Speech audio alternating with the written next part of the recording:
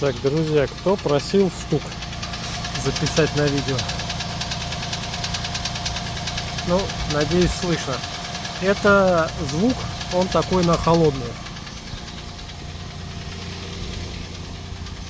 Вот так он слышится с этой стороны.